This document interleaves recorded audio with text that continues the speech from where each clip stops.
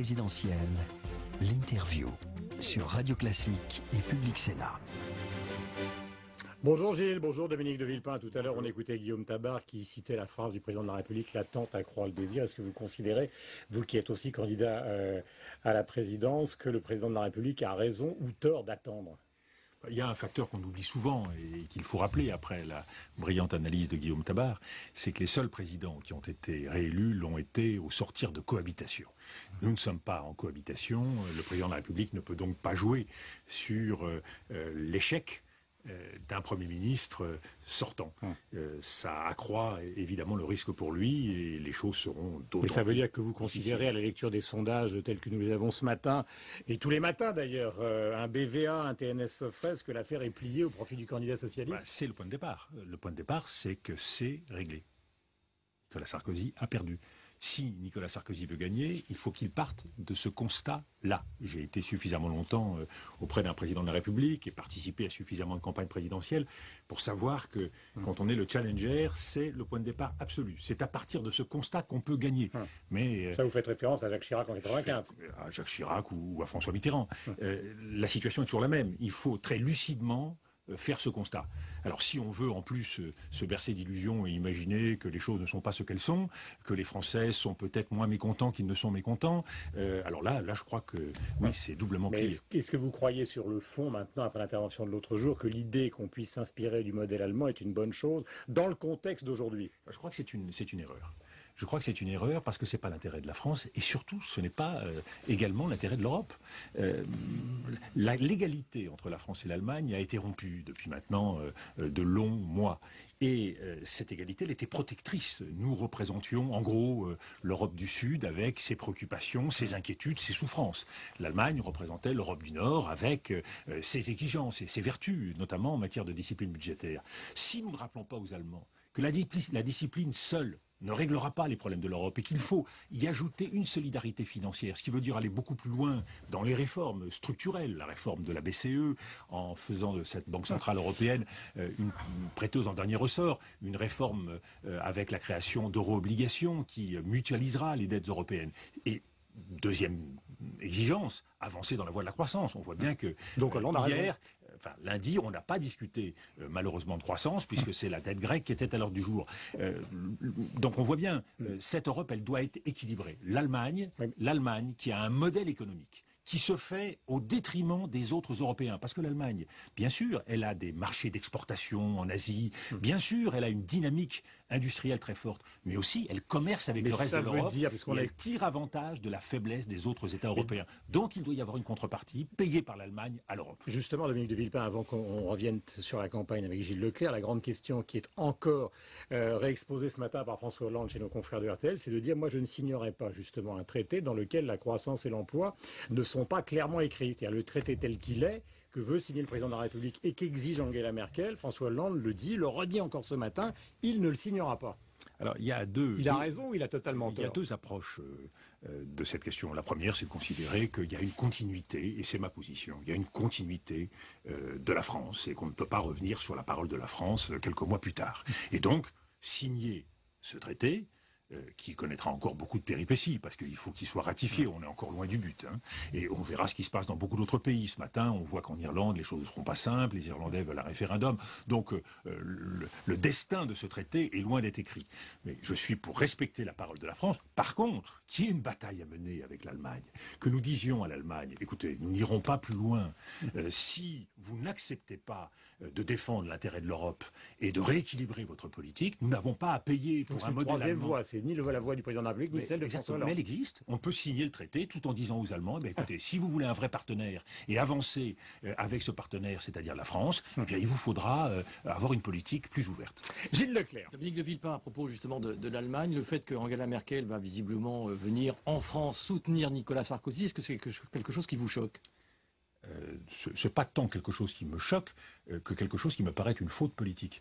On ne vient pas faire campagne avec un partenaire qui aujourd'hui met la France en difficulté. Je ne vois pas très bien ce qu'il y a à gagner à s'afficher avec Angela Merkel quand on s'est aligné sur une politique dure. Il semble qu'un journal télévisé soit même prévu avec Oui, le mais président. tout ça, c'est une erreur. Tout ça, c'est de la communication. Mais les Français ne sont pas dupes. Si Mme Angela Merkel avait montré une compréhension vis-à-vis de la situation de la France et de la situation de l'Europe, en acceptant plus de solidarité et plus de croissance, il y aurait quelques bénéfices à s'afficher avec elle. Aujourd'hui, Mme Merkel, elle vient en conquérante. Elle vient chez nous en ayant fixé la règle. C'est sympathique pour les Allemands, ça l'est beaucoup moins pour les Français. Et je ne vois pas l'intérêt à ce qu'il y a, l'intérêt qu'il y a pour Nicolas Sarkozy à s'afficher en élève docile de la chancelière allemande. Je crois qu'au contraire, il y a beaucoup de points à perdre. Gilles Leclerc. Hors campagne électorale, les mesures annoncées par Nicolas Sarkozy, est-ce que c'est bon à prendre quand même? Est-ce que, par exemple, sur la TVA sociale, pour essayer d'avoir un peu plus de compétitivité, et notamment les mesures sur l'emploi, est-ce qu'il faut vraiment rejeter tout ça? J'imagine que vous êtes plutôt favorable, par exemple, à la taxe sur les produits financiers. Mais il y a dans les propositions faites par Nicolas Sarkozy de bonnes idées. Je pense en particulier à la TVA sociale. Encore faut-il que ces bonnes idées ne soient pas gâchées. Et mettre en place la TVA sociale à un moment de récession dans notre pays, c'est effectivement prendre un risque. Il aurait mieux valu que cette idée soit mise en œuvre à un moment de reprise. Deuxièmement, encore faut-il que cette réforme, la TVA sociale, soit mise en œuvre avec une vraie exigence de justice sociale, ce qui veut dire une grande réforme fiscale. On ne peut pas isoler cette mesure d'autres mesures qui seront nécessaires. Donc on voit bien que le fait que nous soyons à 80 jours d'une élection présidentielle, ça peut pas être oublié ou rayé d'un trait de plume. Nicolas Sarkozy préempte une victoire qu'il souhaite, mais c'est aux Français de décider. D'ailleurs, vous avez dit tout à l'heure, c'est une phrase quand même forte, importante, vous avez dit aujourd'hui Nicolas Sarkozy a perdu. Donc j'ai envie de vous demander au fond qui va gagner cette campagne? Les Français le décideront, mais aujourd'hui, on voit bien qu'il y a un rejet profond de Nicolas Sarkozy. Et ce rejet joue plutôt en faveur du candidat de la gauche. Est-ce que c'est pour autant la garantie d'une victoire de ce candidat ou est-ce que c'est une victoire par défaut? L'histoire reste à écrire. Et vous, dans tout ça? Et c'est bien pour ça que je pense qu'il y a un combat à livrer. Et ce qui me frappe, c'est qu'il n'y a pas de campagne. Il n'y a pas de campagne. Il y a une juxtaposition de paroles, chacun vient seriner son petit message, mais qu'est-ce que c'est qu'une campagne? C'est la confrontation des projets et c'est la confrontation des hommes et des femmes. Mais cette confrontation, elle n'a pas lieu. Moi, je veux un débat avec Nicolas Sarkozy, avec François Hollande, avec François Bayrou, parce que je veux que les Français voient le choc des tempéraments et des propositions. Ça, c'est voler aux Français. Nous ne sommes pas dans une démocratie majeure. Nous sommes dans un pays qui a peur. Les hommes politiques ont peur.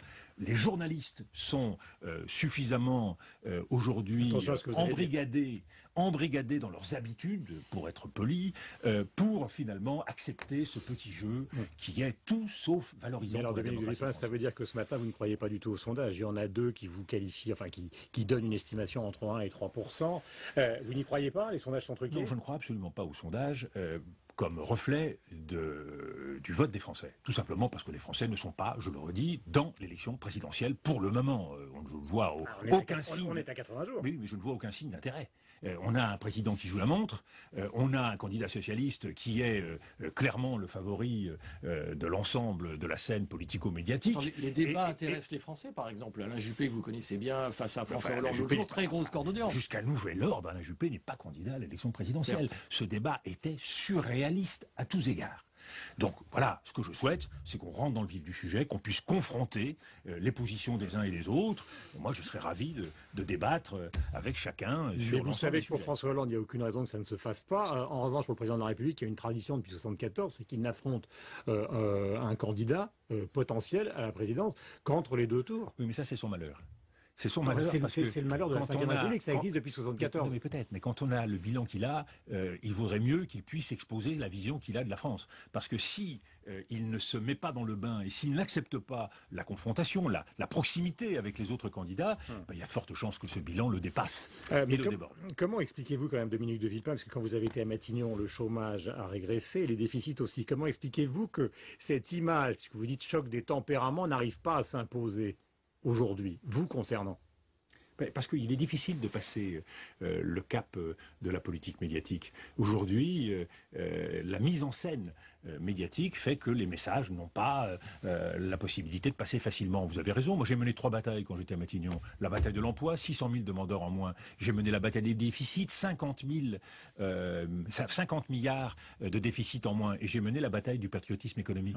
Mais à partir du moment où personne ne rappelle ces vérités de bon sens, le constat n'est pas fait. Mais on se bat. Vous êtes un homme isolé. Non mais et alors la politique présidentielle. présidentielle. Le président de la République, il est candidat avec l'UMP. Voilà, François Hollande avec le Parti socialiste. Et il reçoit les parlementaires de l'UMP à l'Élysée. Tout cela comme si c'était normal. Voilà. On est président de la République. On fait campagne, on reçoit la majorité à l'Élysée et c'est normal. Enfin écoutez, il y a quand même un mélange des genres. Il y a un manque de bon sens dans notre pays. Il y a une incapacité à regarder les choses avec exigence qui est quand même terrifiant. Vous avez toutes vos signatures, Dominique de Villepin. Eh bien, écoutez, vous me donnez l'occasion de lancer un nouvel appel aux maires, aux conseillers généraux et aux conseillers territoriaux. J'aimerais que l'esprit démocratique soit plus vivant. Vous en êtes à combien ? Les maires ont une responsabilité. Les maires ont une responsabilité, c'est de faire vivre la démocratie. On ne leur demande pas d'être favorable à tel ou tel candidat. On leur demande tout simplement d'assumer leur fonction de maire et de prendre le risque que le débat ait lieu. Donc, nous progressons. Nous avons encore du travail à faire et nous nous battons sur le terrain avec des équipes pour mobiliser chacun. Question sans être embrigadé, imaginons que les sondages ne se trompent pas. Est-ce qu'à un moment vous choisirez entre votre condisciple à l'ENA et celui qui fut votre ministre de l'Intérieur ? Moi je pars du principe très simple. C'est que la politique est un combat pour le service des Français. Et j'ai pas l'habitude de faire de la politique politicienne avec mes convictions. Moi, je suis là. Je suis là parce que cela fait 35 ans que je me bats pour les Français, que j'ai acquis une expérience et que j'ai une conviction.